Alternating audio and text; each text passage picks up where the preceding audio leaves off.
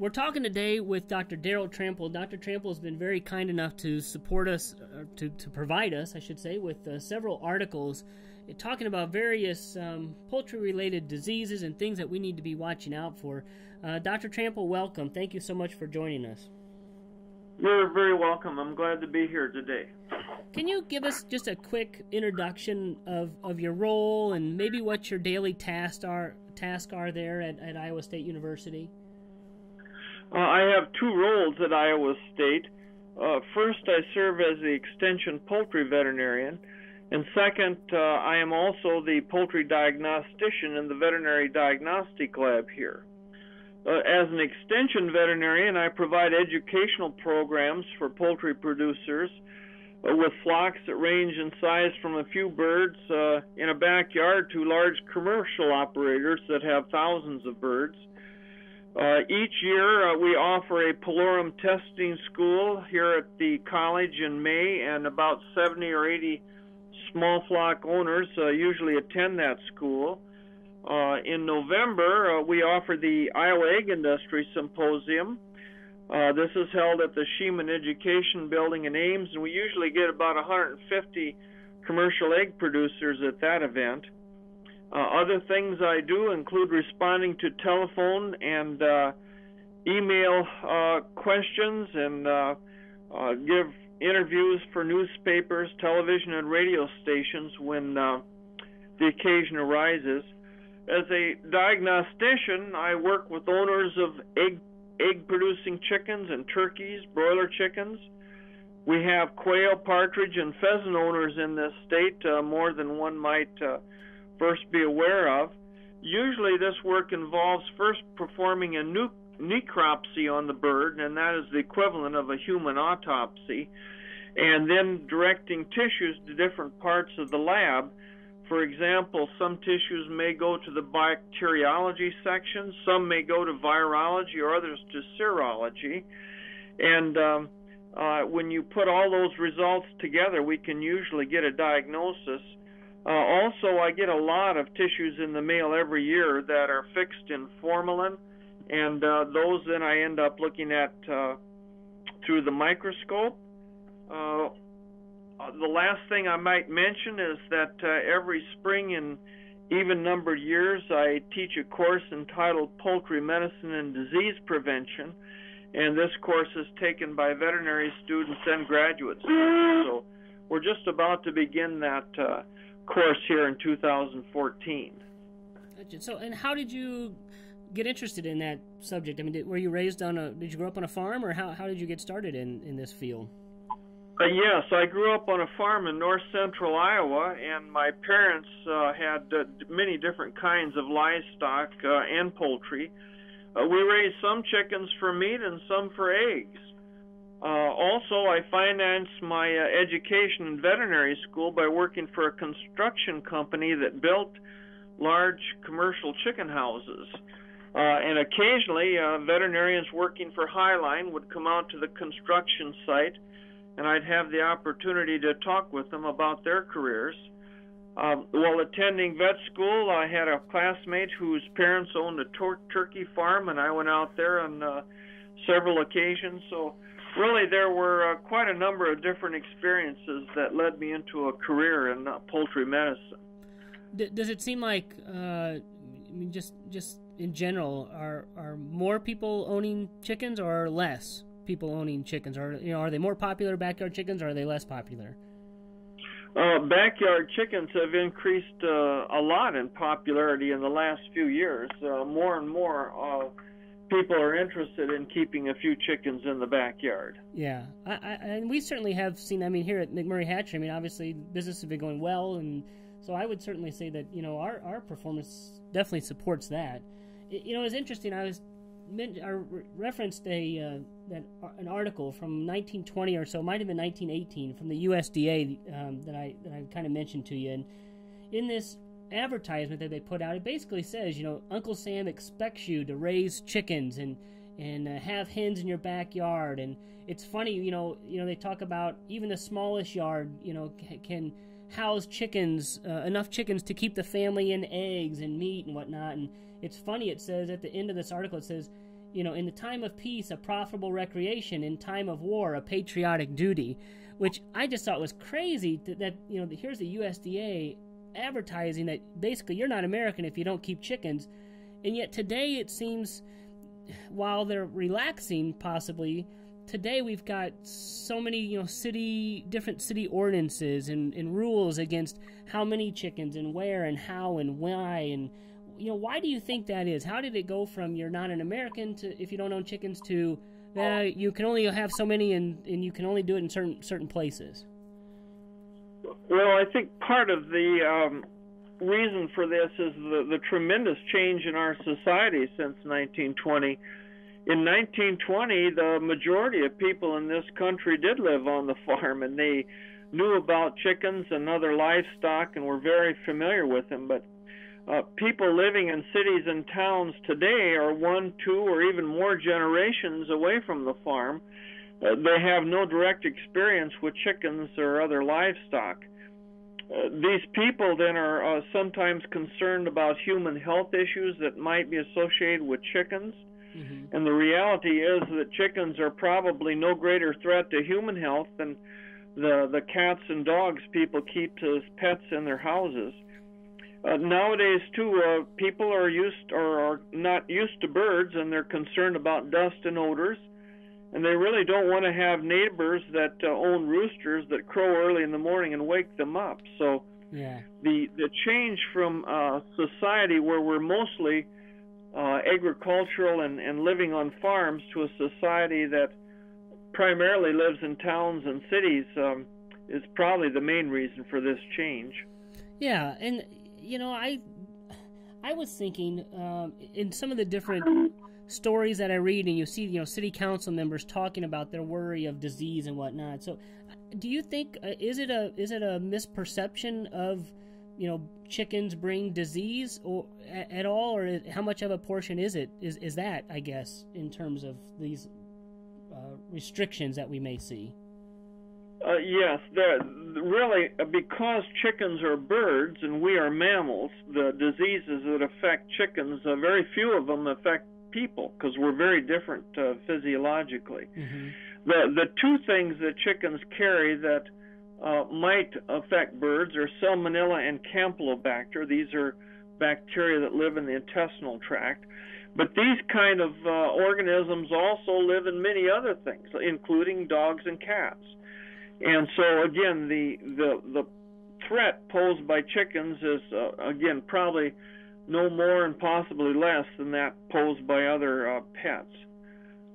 And that's interesting, because that's what I was going to ask you. In one of your blogs that you posted for us, you say because of the host specificity, and it was easier for you to say that than me, chicken coccidia do not pose a threat to the health of children, dogs, cats, or avian species or livestock. So basically, when people, for example, people say, "Oh, avian flu," and so chickens are bad.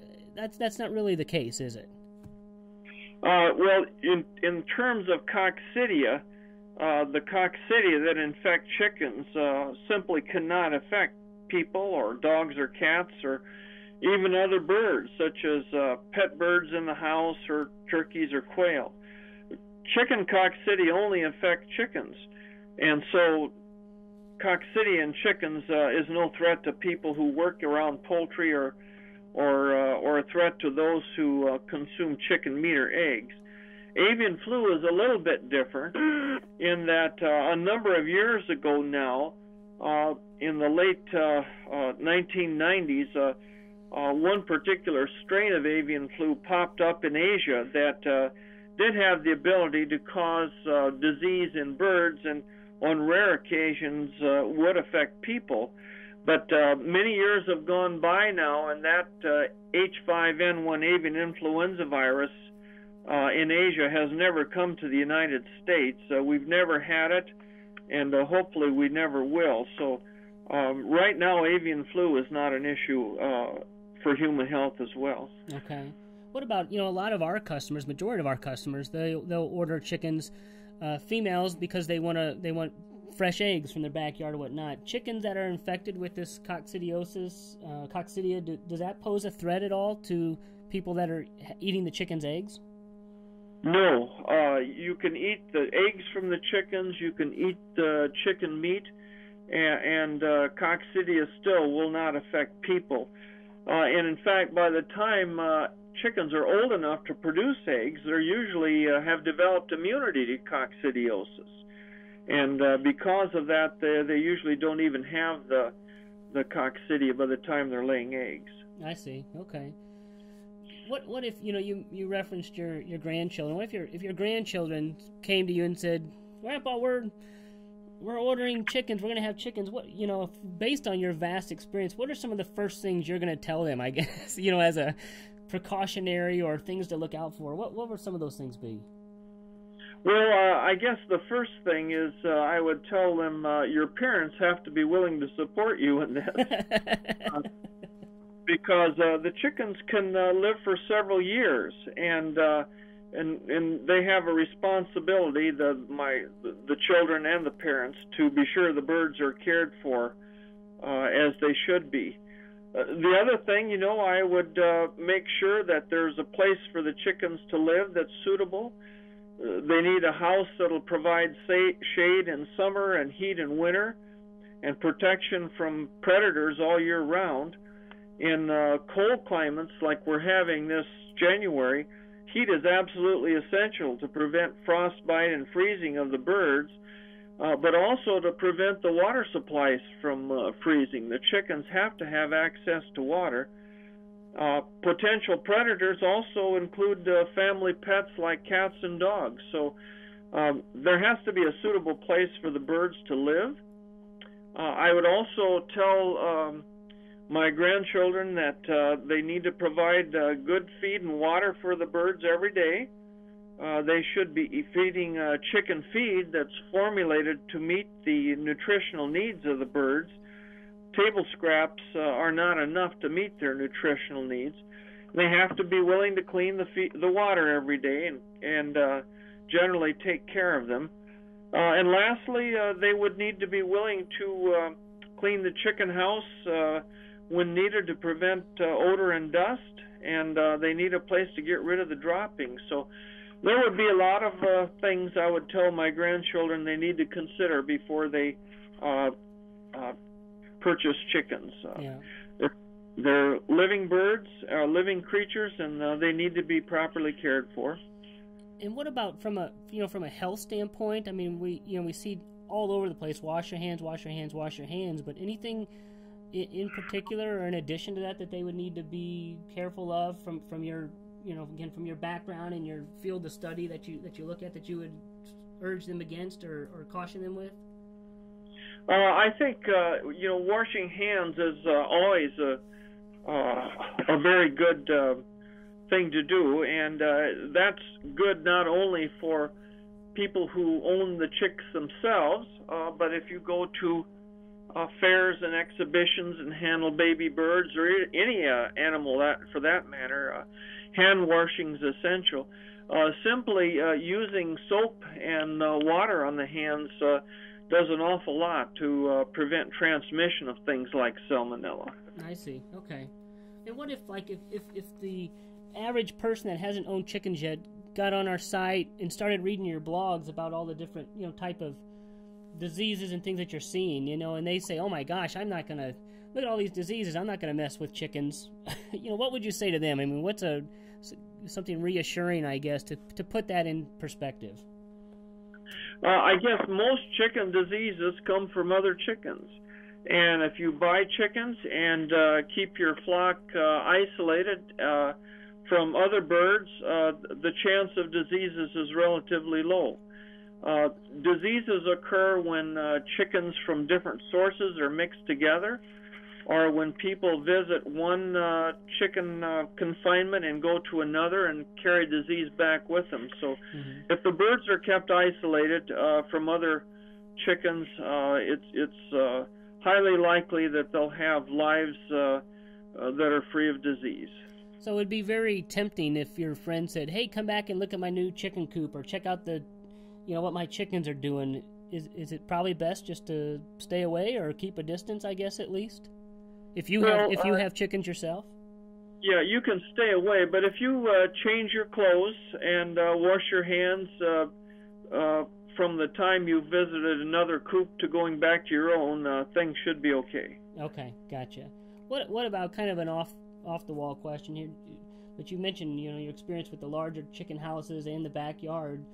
If everybody owned chickens in their backyard, would we need this larger chicken conglomerates that we see, the bigger chicken houses?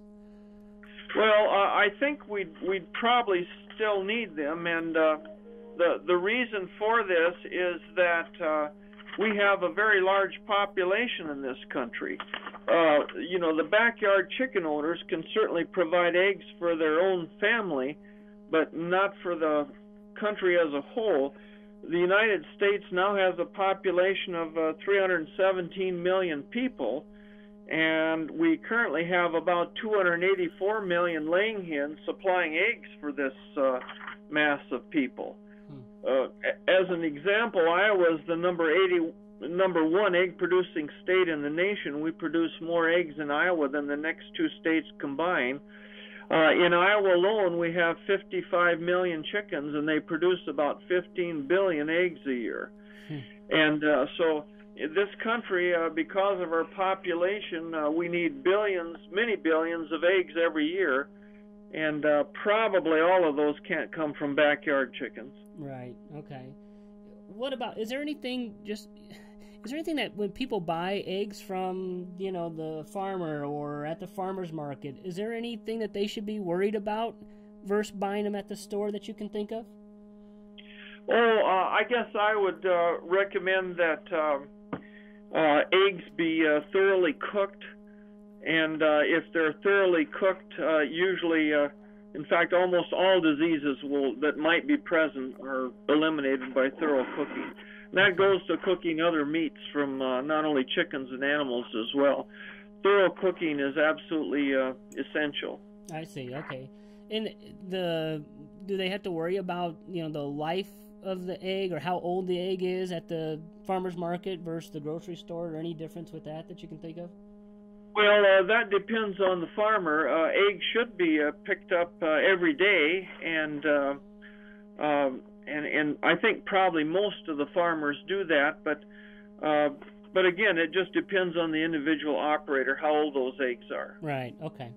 And kind of switching gears a little bit, I'm thinking about the students that might be listening that, you know, that are interested in getting involved in poultry as a profession or whatnot. Can you quickly just tell us a little bit about maybe some of the different options that they could get involved with at ISU, or some of the things to look for? Sure. Iowa State University no longer has a standalone poultry science department. In the entire United States, there's only about half a dozen of those left. However, the Animal Science Department at the College of Agriculture here still offers some courses that pertain to poultry. Also, students at Iowa State can attend the Midwest Poultry Consortium's program held every summer in Madison, Wisconsin. This program is intended to teach poultry science to students. They provide problem solving and state-of-the-art training and field trips to fit in with their lectures and discussions.